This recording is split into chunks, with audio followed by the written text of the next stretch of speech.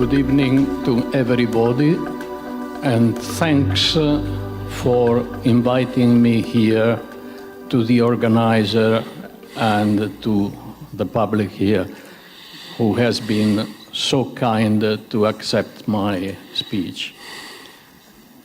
The title of my speech is The Cocoon Collection of the Ancient Padova Silkworm Institute, but this is just a point of reference. Let me first underline that I am not a director of any Italian silk museum. I have been invited here for my 40 or so years of research on silk production, technology, and international trade in order to give a personal assessment to the issues to be discussed, in particular to the proposed establishment on an international network of silk museums. My intervention will deal with the way in which today the cycle of silk production is represented in museums and above all in Italian ones. The Cocoon Collection in the Ancient Padova Silkworm Institute is a crucial point of view to grasp the issue I will be dealing with. A few words to start on what is meant by silk production cycle and why I feel the need to have a critical approach to it in respect to its representations in museums. The silk production cycle starts with the rearing of silkworms, the feeding by mulberry tree leaves, and the subsequent harvestings of cocoons. Cocoons filaments, one only per single cocoon, with an interrupted length well over 1,000 meters, will be unwound in a basin of hot water. Several filaments will be joined together in rows, stuck by their own natural glue, sericin, and not by twisting. Ultimately, the rows will be reeled into silk threads on a rotating reel to be made into a hank or in a skein of so-called raw silk. Raw silk threads will then be variously twisted according to loom needs. I apologize for this rather presumptuous lesson that many of you has already done on a subject that all of you surely know well. But I must signal that in attending dozens of silk conferences in my career, and in reading scores of books and articles on silk, I came to realize that a relevant percentage of highly qualified experts on silk fabrics lack, often entirely, a correct knowledge about the early stages of silk production. Quite often, to my utter surprise, silk threads are supposed to be produced in the same way all other natural textile fibers are, while indeed the former is the only natural long fiber requiring special and unique instruments, know-how, and techniques, and the latter, being short fibers only, pass through a wholly different process. It follows that in several cases, the origin and historical growth of silk making is wrongly represented and the role of silk cultivation and trade badly understood. I guess that the culprit of such misunderstanding lays in the excess of sectorial specialization which has grown unremitting in past decades, fragmenting knowledge and competence and setting internecine barriers. One unfortunate result is that in Italy, for example, There are beautiful collections of luxury domestic silk textiles in a number of museums devoted to art, while technical museums have either collection of silkworms and cocoons, and others have a specialized collection of silk-making machinery. There is very little communication, if any at all, and reciprocal explanation among them, and the public is usually left in a complete dark and or in confusion in regard to the history and the scientific and cultural process of silk cycle and silk making.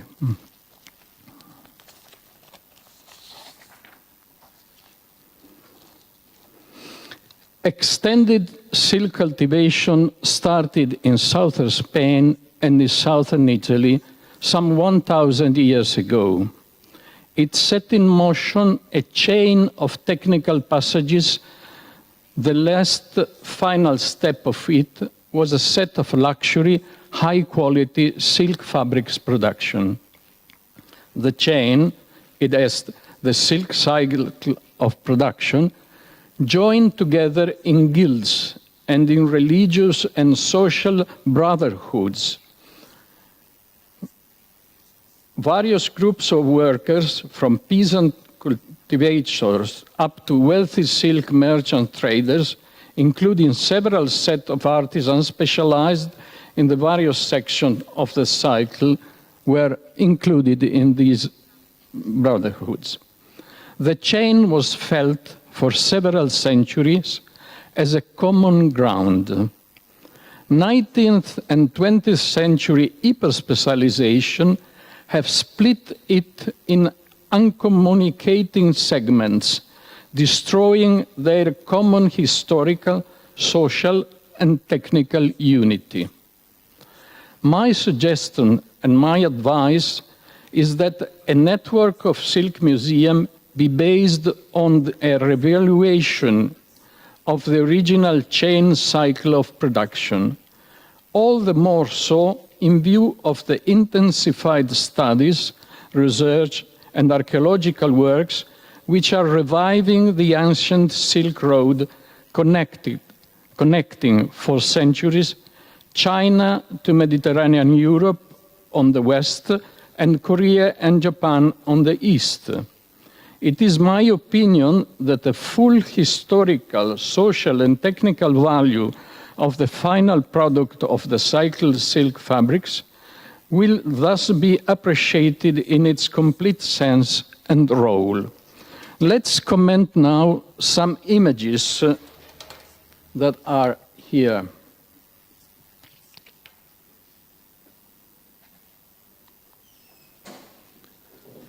This image in archive in Bologna is related to the Guild of Silkmen Traders in Bologna. It is dated 1427. What is here quite important to underline is, oh, mamma mia.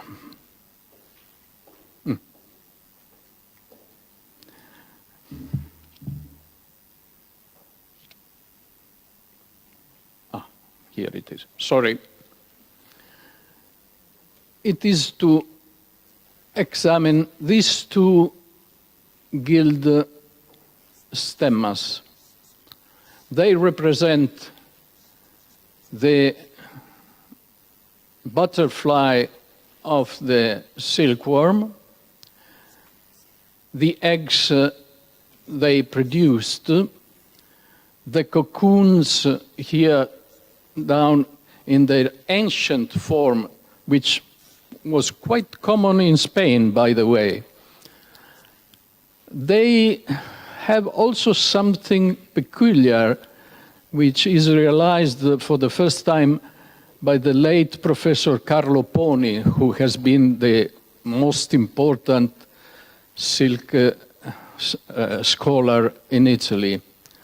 This bale of silk has 3 vertical binding, while this bale have 1, 2, 3, 4. This is not by chance. Any bale, any packaging in the medieval age and up to the 17th, 18th century had a precise meaning. This contains highly priced twisted silk. These contain not yet twisted raw silk. You see the difference is minimal, but to the eyes of people who made the trade, this difference was very clear. It meant 2 sections of the people who produced. One other thing is to comment on that. This image is the latest, the earliest we have, 1427, up to now. Perhaps in some archives we will find something better. But Carlo Poni says that in writings in the 13th century, the motto here of the butterfly and the cocoons was already, at the beginning of the 13th century, the motto of the Silk Guild in Bologna. What is it so strange? It is that in Bologna, at that time, it existed the working of silk thread imported from the East, but it didn't exist any silk cultivation around Bologna. Yet, the traders, the merchants who were urbanites, did know that the origin of the silk was a butterfly and the cocoons, which is not given. It means they had some very interesting perception of the origin. If you take this together with the excuse me, with the fact that the brotherhood joined cultivated peasants with merchants and together with them fabric producers, it means that they had also a saint protector which covered all the social sections of the silk producings, from peasants who in that time were not in Bologna, were far away, to the trade merchants and the artisans who made the textiles. This is one of the reasons why I feel very badly that now the museums in Italy are completely split, different, while in origin, for centuries, the community was there. And it was a global community linking together all the fields of the production. So this is an enlargement of one of the two. You see the butterfly, the eggs, the cocoons, and this is the bale of high quality. This is an itinerary I have made in my studies of the exit from China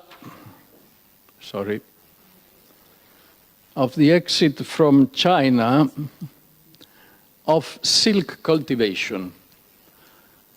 It went out of the Chinese Empire to the then Khotan Kingdom, which was partially independent, about the 3rd century after Christ. We have a lot of literary documents, many archaeological excavations, even recent, so we are sure that silk cultivation, I mean mulberry planting and silkworm rearing, arrived in Khotan and exited from China. But the travel through Asia, roughly in what is called today Silk Road, generally speaking, was very, very, very slow. It arrived in the Mediterranean only in the 10th century. So it took 6 to 7 centuries exiting from China to arrive in Europe, while silk fabrics had already arrived in the Roman Empire by foot or by sea or by other means. One thing I must underline now. We find in all the books, in all the articles, from the 15th century to today, the wrong expression by which the Byzantine Empire got silk cultivation by the 6th century. There is no proof, documentary, archaeological, or else, that proves that. The legend was coming from two Byzantine literary men, Procopius of Caesarea and one of the Theophanes, who were historian, let's say like that, in the 6th century and 7th century. They meant, with two different descriptions, completely different between them, that some experimental arrival of silkworms in Byzantine Empire happened during Justinian Empire. But after them, no other literary sources mentions it up to the 10th or 11th century. There is no archaeological proof, whatever we find. It is likely that it was there, but there is no proof. And if we are correctly historians, we must base ourselves on documentary evidence, archaeological evidence of that. There is nothing like that. The first documentary evidence, as all of you know, is the Cordoba, so-called Cordoba calendar, 10th century, and the Reggio Calabria parchment, which was found 30 years ago in southern Italy, and which deals with some arrival of mulberry cultivation in the 11th century, early 11th century. So that is the point of view. You should also mind that the reports of Procopius and Theophanes don't mention Nestorian monks bringing the silkworms from China. They don't mention it because there were no Nestorian monks at that time. They didn't exist. So this review, let's say, of the two stories started in the 15th century in Italy and went on up to this day. Everyone mentioned that. Let's dispose of it, please, because there is nothing like that. So let's go on. This is the extension in Italy in the second part of the 19th century. The intensity of presence of mulberries and silkworm rearings is between Lombardy and Venetian regions, but you may see that almost all the peninsula was covered by mulberries, and millions of peasants worked that. In fact, around 1850, 1860, Italy was the second world exporter of raw silk after China. So this is why we have a big patrimony of remnants very badly treated, I must say, today. And this is something that joins Italy to Spain in the early 15th century. Because up to the early 15th century, the only mulberry tree which was used, apart from some minor varieties local, was Morus nigra, the black mulberry, which was okay for feeding the silkworms.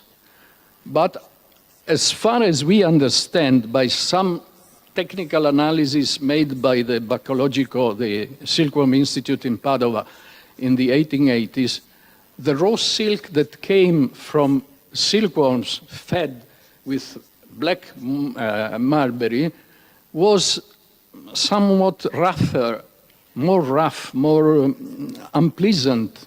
And this is why the big Italian centers like Lucca, Venezia, Milano, Bologna didn't use local silk that was widely produced, particularly in the south, but they imported raw silk from East Asia and not from Byzantine Empire, which didn't have anything at that time. So our idea now, because it, so there was a separation between local production, which was used for sewing raw silk, or for minor products, also in Spain, particularly the area that had been under Islam control around Granada, was based on mulberry tree. It was cheap to buy the Chinese silk, the Central Asia silk. When we have some data from notary acquisition, we see that the expenditure for Chinese silk was almost similar to the expenditure for the same quantity, obviously, of Spanish silk or South Italian silk. So it was not a matter of money, it was a matter of quality, definitely. By the end of the 15th century, the Yuan dynasty collapsed, 1369. And at the same time, the Tamerlan Empire rose. This meant that the easy roads through the Silk Road through Asia were closed. And suddenly, the centers of Italy, who had sent their luxury products all over Europe with the help of the Italian bankers of Firenze or Venice, didn't have more import. And they had to improve the production in Italy. But the black mulberry is very slow in reproducing. You have to reproduce it by seed. It takes a lot of years. The Morus nigra doesn't like many of the soils which are in Italy. And after all, the most important thing is that the pruning, the mulberry, the black mulberry, is almost impossible. It grows wild. It means that you get less leaves and more work to work on the tree, and you can't increase the production, which was barely needed. As a matter of fact, around 1405, the few prices we have on the Genoese and the Florentine markets for raw silk, 1 pound, a pound is the Italian pound of 320 grams, was of the price of 3 to 4 to 6 gold coins. So it was enormous. Then exactly in those years, for the first time, the Chinese mulberry, the white mulberry, the Morus alba, arrived in northern Italy. This is the first documentary proof we have in Mondovì, which is near Cuneo, in which there is a book that mentions the arrival. Probably it arrived somewhere else, but it's most likely that it came from the Genoese colonies in the Black Sea and went to Genova, and from Genova to the South Piedmont area. Then it spread around to Tuscany, and by way of Genoese merchants, which were very strong in the Valencia area, it was transferred to Murcia and to around Valencia. And this changed the production and changed the way raw silk was made and was used in the looms. We have this very interesting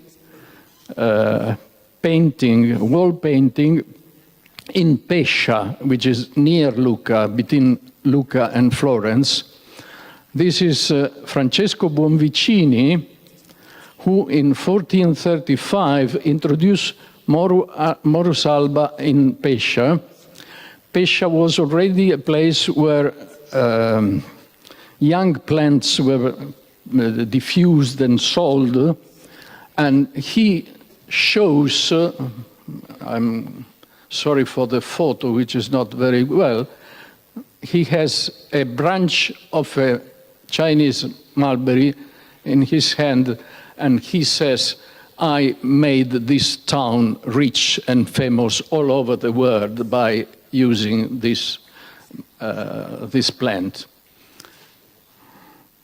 By the way, the Chinese Central Television last July came to Pescia to film this and to have a documentary for China. So let's come to the ancient Silkworm Institute in Padova. Some of you have already talked about it. It was founded in 1871, just 2 years after the first European Silkworm Institute that was in Gorizia, now on the border of Slovenia, and at that time in Austria. The men who worked in Gorizia then went to Padova and made up this institute. And this institute for 100 years was the center of the check of the maladies of the silk, of the silkworm, but they collected 2,000 vases, 2,000 vases of cocoons, pure cocoons, cross cocoons, collected all over the world. This is the largest world collection of cocoons over 1 century old. And a technician of the Hangzhou China Silk National Museum came to Padova 2 years ago and examined most of these vases, and he settled that some 400 of these vases come from Chinese cocoons, because at that time China produced a lot of varieties of cocoons, mostly white one, but not only white one. And it is the most interesting and most ample collection in the world. But I must say, the survival of the Silkworm Institute has been in difficulty for many and many years. When we did in Venice a meeting on silk in Italy, it was on the verge of being destroyed, because this was how this technical institute made their end. It was not only disposed of, it was just destroyed. And fortunately, we managed to block that. And only last year, the Silkworm Institute has come under the protection of Padova University. It was a very difficult and very costly and very much opposed process, but at the end, it is there. It is there, but two things have to be said. First, that almost nobody goes there. And I must say that I have been in many of the museums Dr. Huerta mentioned, and when they are specialized like this, they don't have public. In the Cevennes, Macclesfield itself, I have been in Macclesfield several times. You must knock to have the door open. There is no one there. So this is one point I underlined. We must work on this. The technical institutions are not something that elicit the public. We have to find a way to do that, because they are a treasure, but they can disappear. And I must note that 3 of the Northern Italy Silkworm Institute that were minor to this, but still very important, in particular that of Trento, which is north of Venice, and which was the seat of the counter-reform meetings in the 16th century, has been razed to ground. All the stuff that were there, like this, the documents, the archives, the machinery, were bulldozed in one morning and brought away. So this is a thing we have to think about, and it may happen. This is something that my colleagues will talk about, and this is one of the most important elements in the rising to power of Lucca in the 12th century.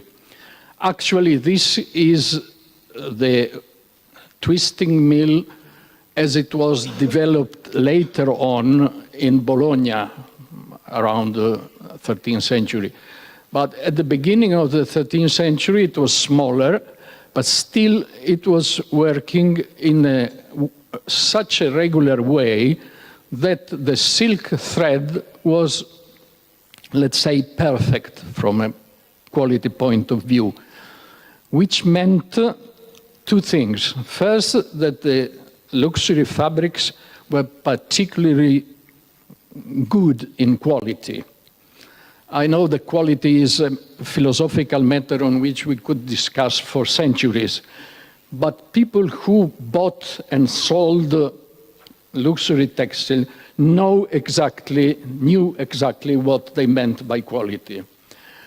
The second thing is that the productivity of this machinery was so high that the cost of Lucca in making the thread that was then put on loom allowed Lucca to overcome Istanbul, Bisanzio, and other centers of the Mediterranean, because their cost was contained by the fact that it was 60 to 80 times the way the gentleman who has spoken to La Palma in Canarias made by hand. This is 100 times more productive. The latest point to signal about this machinery is that we don't know absolutely where it comes from. There has been many hypotheses, some very confused meaning in some documents that to my ear and to my mind don't say anything. It possibly came from Near East. What is almost certain, notwithstanding my colleagues in Hangzhou don't like it, that this is not Chinese. And this is important because this is the only non-Chinese machinery of silk that Europe ever used. All the other machines you found either the prototype or a similar machine, and similar means almost identical everywhere, but not this.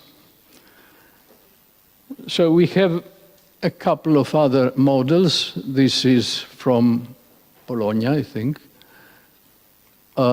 This is a factory, actually, near Trento, at Rovereto. This is what has remained after the World War I. But in this edifice, there were 3 or 4 towers, high 12 meters. Each had some 2,000 spindles on the external circumference. And what is important is that it was in use at the beginning of the 20th century. And there were some of this machinery that worked in Lombardy up to the 1930s. This means that this machine, which from a point of view of technique used, remained almost the same with minor adjustment, has been productive for 7 centuries. It is all in wood with very little parts in iron. I think I have finished. Thank you very much.